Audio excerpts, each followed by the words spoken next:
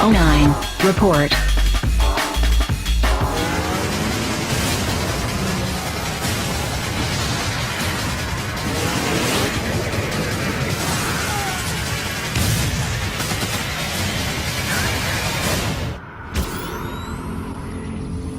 We're here with Joel from Infinity Ward, and we just got an awesome demo of Modern Warfare 2. It just blew me away.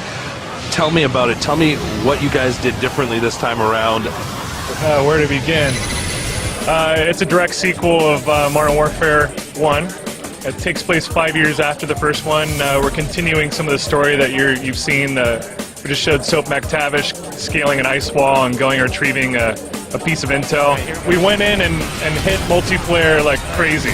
We started from day one. It's been a 2-year process, adding things, seeing if they work, really with the mentality of going in and building a new game, but trying to stick with what worked the last time and make sure that when people get it, when we have Modern Warfare fans and they step into it, it's a familiar experience. So that all the buttons are in the right spot. It still has that same fluid 60 frames a second, but it's a new game. So we added customizable kill streaks, upgradable perks.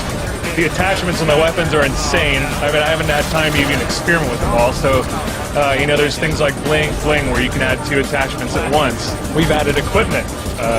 We added a throwing knife in the place of a grenade slot on the right bumper. There's checks and balances for every piece of equipment. There's C4, Claymore, all that good stuff. But there's also new stuff like a tactical insertion flare that you can throw down. It takes a little bit to pull out. You throw it down on the ground, and that'll determine your next spawn. So for those larger levels, which we've gotten bigger with our new texture streaming, that really allows players to kind of put a flag down over here. And you have to do it carefully because people can stomp your tactical insertion. So there's a balance to everything. We added death streaks to help those people that are having a really bad round. You die 4 times and you've got a new death streak. It's called Copycat. That gives you the ability, if you're having a really hard round and the guy is just smoking you like crazy, you can clone his loadout. So if he's a high-level player with some crazy loadout you've never seen before and you want to play with it, you feel like it's really effective on you, you can clone it and use it on him. Go through the level on the next round and spawn in with it with the clone.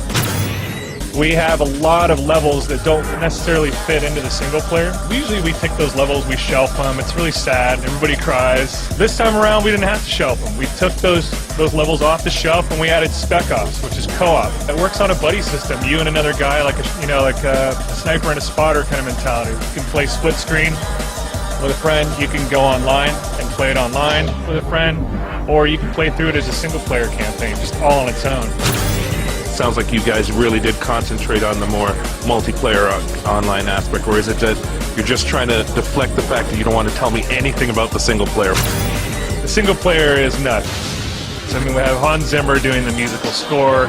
It was his first game, so he was into it. We're like, great, thank God, you're awesome. Come and do this. Let's make this awesome. So he came in.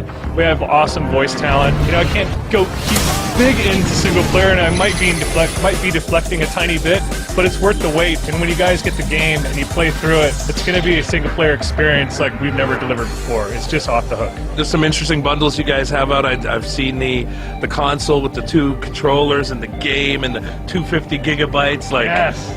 That's awesome. But tell us about the other things that you guys are doing. The Prestige Edition with the night vision goggles. It's insane.